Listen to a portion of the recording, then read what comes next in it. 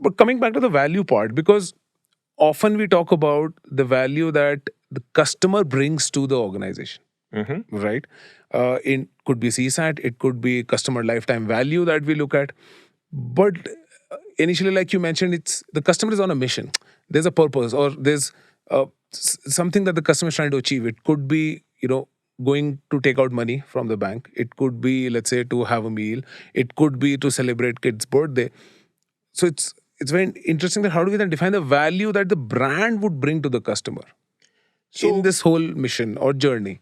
no, absolutely right. As you rightly mentioned, value at the end of the day in the whole, like in the business context, can be threefold. One is the value to the customers, which is the whole context behind when I explain about customer experience. Because at the end of the day, what is the value customer gets out of a brand? The second is the value which the business is getting out of the customer.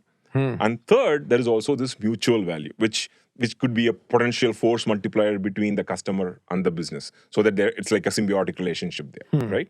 So since you asked about the customer value, and which is the crux of like customer experience, right?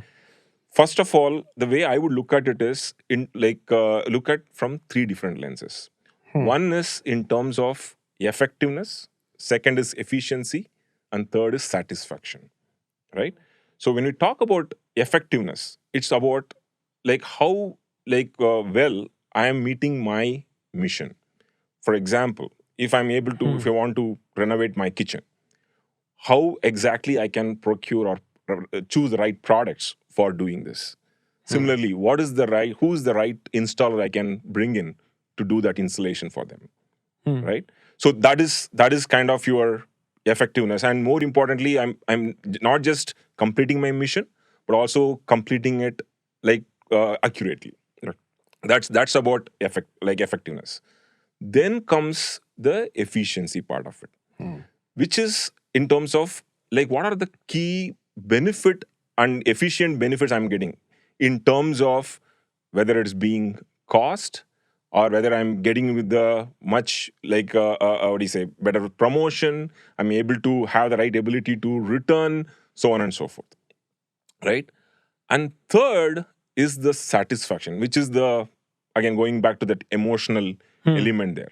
So what I need to have a sense of accomplishment. How is that brand able to offer me that sense of accomplishment and satisfaction?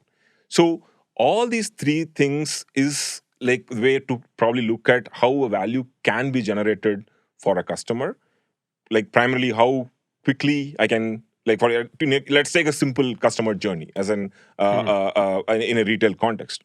First one, how quickly or easily I can make my purchase, basically my purchase convenience.